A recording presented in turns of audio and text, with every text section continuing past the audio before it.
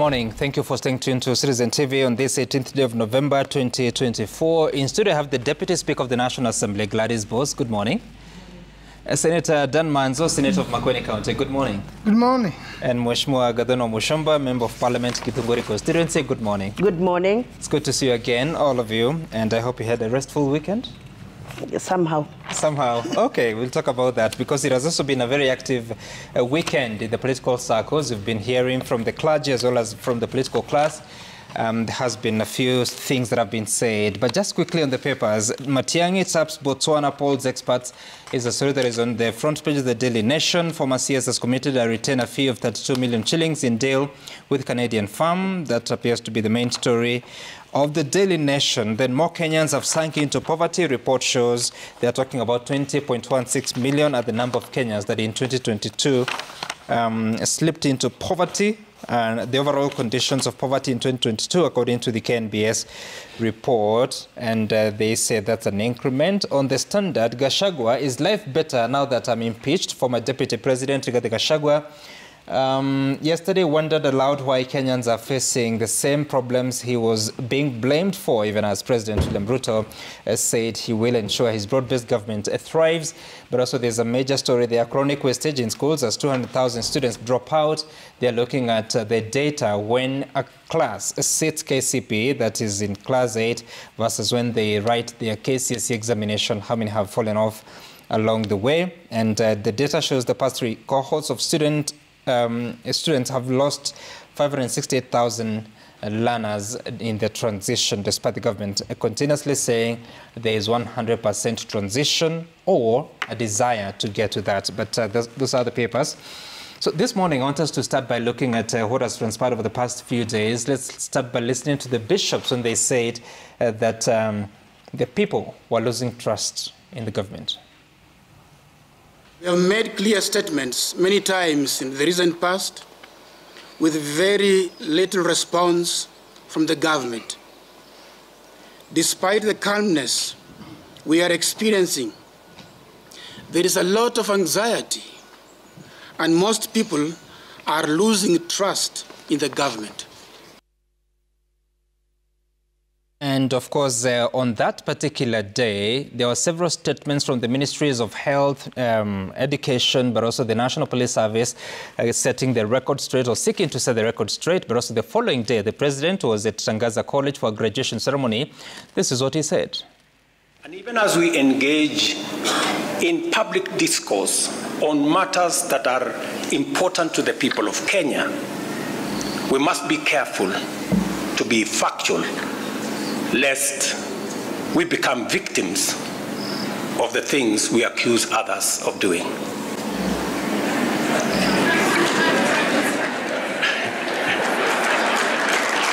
I know you know what I mean.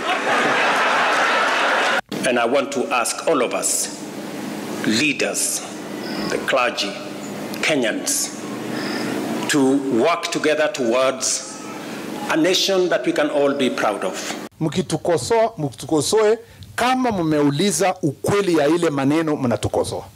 If you really have to criticize us, let's criticize us with the facts. Consistency is very important. There are times when we have really wanted the church's voice to be heard, but we haven't heard it. Now things are improving. The country is now on a trajectory of recovery.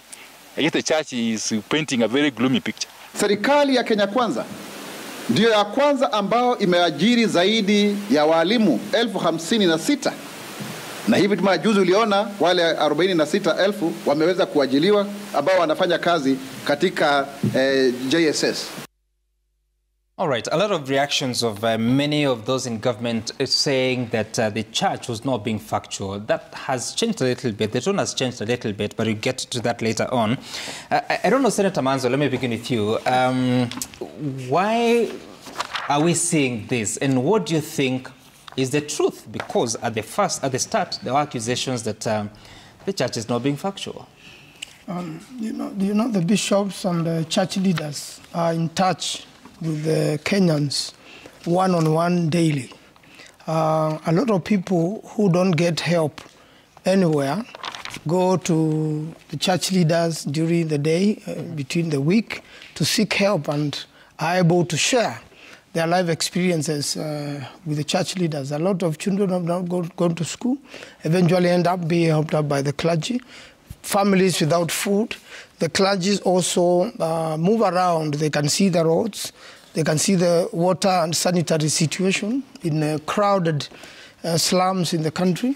And therefore, I want to say that the clergy is in touch with reality. And the clergy help a lot in bringing a government into power, therefore will also help a lot in criticizing. So you could see as soon as these statements came out, leaders lashed, most probably without consulting a little bit, and made responses. The church has kept quiet because they know the truth. Yesterday when the president went on ground, he found, the roads are not done in Nairobi. Which is what the church leaders are saying, because they're already on ground. You see, the president, a lot of times, is surrounded by people who mislead him or want to tell him good things which are not happening. If you look at the road situation in the country, it's very pathetic. It's as if the Minister of Roads have been doing nothing. What do you mean he's surrounded by people who mislead him? Well, a lot of times, members of parliament who visit you will give you a good story. They will not tell you that our house is on quicksand, and when the rains come, we'll go. They'll tell you we are doing well. You've seen Maura talking about employee teachers. There are very many more teachers who have not been employed. And the employment of teachers is a real situation, is a real problem in the country. So as much as one wants to accuse the church leaders not to be factual, I believe that bishops are very, very responsible people. They were accused of tribalism.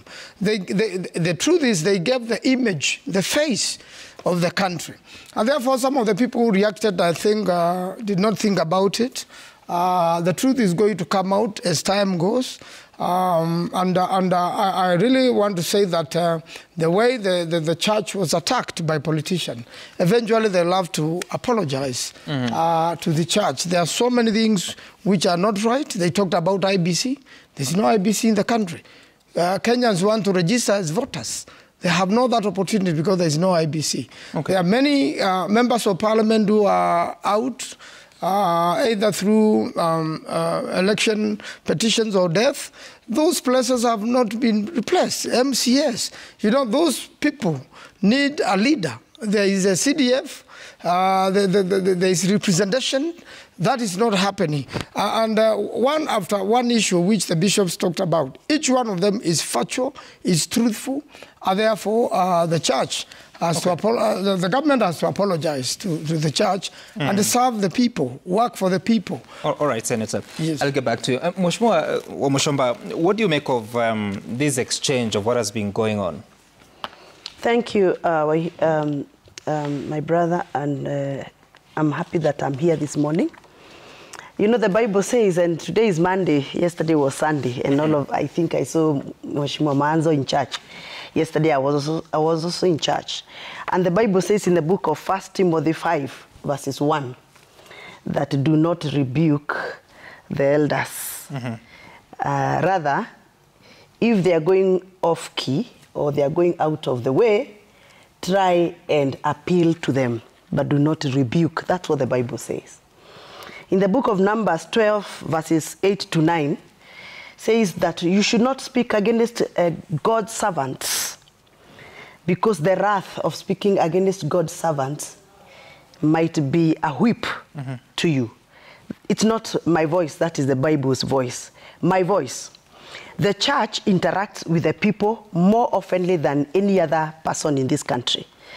The church does the highest level of public participation on matters pertaining livelihoods. And the Catholic Church in particular are very, very viable to speak about matters, education and health. Because I think they are one of the greatest stakeholders when it comes to health issues in this country. Approximately 30% of all healthcare facilities in Kenya are run and owned by the Catholics. They own 69 hospitals. They run 117 health centers, 14 medical training colleges, and 251 dispensaries. So when they say this new medical program, the SHA versus SHIF, is not right. Right. They are the right stakeholders to tell us the real scenario on the ground. The Catholic Church manages approximately 7,740 schools in this country. So when they talk about CBC and say something is not right within CBC funding and the way we are managing teachers, recruitment and appraisals, they are the right stakeholders to speak about this thing. And it is not right for the ruling class of this country to somehow look like they are so offended when the Catholic Church bishop say it as it is. I don't think this is the right approach, where politicians come out lecturing, kind of, or reprimanding the Catholic Church the way we saw. We saw politicians come out in defense of the government. Right. And personally, I don't think that was the right approach. Okay. And the first time when the president talked about the Catholic Church during the Tangaza graduation ceremony, I felt like the president should have probably maybe used that opportunity to probe further, to get to know what are the issues. I would have loved to see him sit on the side with the bishops and ask them, what is this that you're complaining about CBC? What is this that you're complaining about SHA and SHIF? But using the podium to look like you're rebuking them or reprimanding them, or kind of giving them a lecture, that didn't look very well. And people are not happy. The church is not happy. Not only the Catholic bishop. Yesterday we saw the PCA church. There was a reverend who pronounced himself very strongly in Kahawasukari yesterday. There's another reverend who pronounced himself from the ACK church in the Rift Valley yesterday. So this is something that is not only touching the Catholics because they run schools and hospitals, but this is a matter of every other Kenyan. The Catholic bishops are just a mirror that has reflected what is going on to the ruling class, because the voices of the ruled are somehow being muzzled. Kenyans are being silenced from speaking, and that is why the church is taking over. All right, and we'll get to more details. Let's first listen to what the church or the bishop said about the National Hospital Insurance Fund, as well as what is now new Social Health Authority. When the government fails to fulfill its promises, particularly concerning payments to essential service providers, it harms vulnerable communities. This is the case with NHIF. The neglect of faith-based organizations, hospitals, now owed billions in dues, is an issue we have addressed constantly, even with the president. All right, so that is Bishop Kimich, the Bishop of Eldoret Catholic Diocese. Mheshimiwa Boss, we heard you. Initially, you spoke so strongly against what the statement of the bishop had been, and you are saying they should not be speaking or playing to the gallery. They should instead have looked for the president to speak to him as a person, even if they wanted an appointment at State House. Why would you take that position? You know, I know that my colleague, Honorable Wamushomba, said that I should not rebuke church leaders and that I cannot go against the servants of God. I want to confirm that I did not rebuke them. Neither did I go against them. In fact, if you had listened to my opening statement, I said I was pained. As a child who grew up in the Catholic Church, I am a Loreto girl. I went to Loreto Convent Matunda in Moy's Bridge, Wasingishu. My life has been molded by the Catholic Church. Right. But I said it pained me that they would go and make a press conference. And I said, these are church leaders who have an open door to State House whenever they want. I said they will get an appointment with the president ahead of me and many other leaders. They will always have an open door. Right. So what I requested, if they really want to resolve the problem, because this is the church is not supposed to be selling doom and telling everybody that things are crumbling and there is anxiety. You know, the church is supposed to sell hope and hold our faith. That is how we are faithful, because it is hope The whole entire Bible. So when you no, say hold that, on, let me finish. Yeah. So, what I was saying is that if they really want to resolve the problem, right. and like we said, 48% of healthcare in Kenya is actually from faith-based churches and private. And usually, they are big stakeholders. So if they have a problem with SHIF or SHA, what they should do is seek an appointment with the head of state and say, this is what we see is going wrong. These are our proposed solutions. And this is where we can help in trying to resolve it. That is what the church is supposed to do. They're not just supposed to come and cry and say things are bad and everything is going wrong without giving us a solution. We are looking upon them. They are our spiritual fathers and mothers. They are not in government, Mheshimiwa Speaker. Sorry? They're not in government. I mean, they're under no obligation to speak to the president at State House. No, let me tell you, even when I see something going wrong, I don't go and make a press conference about it. Because I have access to the president. That's what I'm saying. It is okay, you can have difference of opinion on how to approach issues, but is there anything wrong in the church bishops coming together to give a press statement on what they think is the state of the nation? From listening to their statement, they simply used very lofty words, anxiety. They were crumbling education. They just used very big words. Is there a problem in the education sector? No, I want them to say, they should have been more specific. They should just say, the challenge is A, B, C, D, and these are the solutions that we think we should be proposing. But don't just say anxiety, crumbling, failure, odd billions. Deputy Speaker, I thought they were very particular. Violation, human rights and freedom of speech, abductions, talking about the situation of the June 25th and events after that. They're talking about culture of lies, NHF, and kept promises and misplaced priorities. They have gone into the detail to say that... Those are not specifics. Those are just English words. I'm saying, when the government fails to fulfill... They are descriptive words, they are not I just want to read specific. Your paragraph. When the government fails to fulfill its promises, particularly concerning payments to essential service providers, it harms vulnerable communities. This is the case with NHIF. The neglect of faith-based organizations, hospitals, now owed billions in dues, is an issue we have addressed constantly, even with the president. And you're saying that they should have gone to speak to the president at State House. Yes, and also, by the way, good manners and proper ethics is if I've had a conversation with the head of state over a problem, I then don't go in public and announce it. First of all, that's just bad manners. How about it's unprofessional. But hold on. What I also wanted them to say is that the government has acknowledged, even in Parliament, the amount of money that they owe hospitals.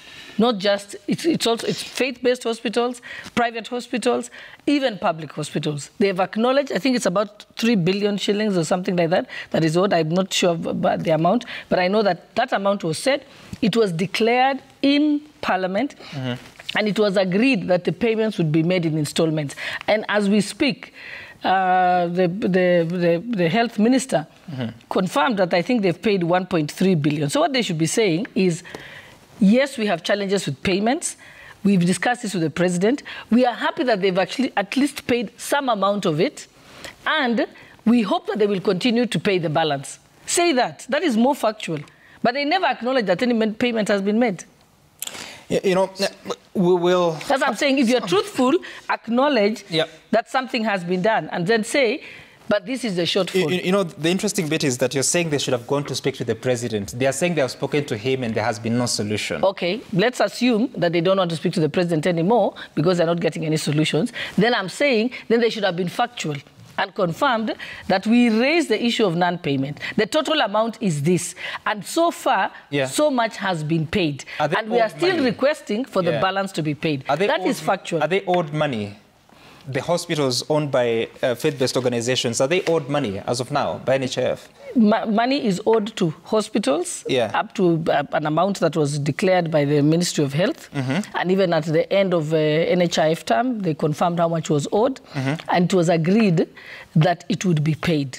But in installments, because a lot of them also, I know there's been verification that's going on. And it's not just faith-based. There's also private hospitals. And therefore, it is not false for them to say that there's money owed to hospitals run by the church.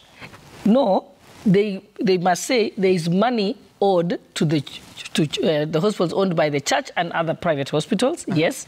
Then go on to say that at the time of the start of the Social Health Insurance Fund, this amount was owed in total. So far, this amount has been paid, and we are hoping and requesting for the balance to be paid. That would be a factual statement. Sam, allow me your statement. Allow me to just... Let's first listen to what the President said while in Embu at the ordination of the new Bishop of Embu, Catholic Diocese, Peter Kimani. Wiki hii imekuwa wiki mzuri sana kwangu na kanisa la Katoliki.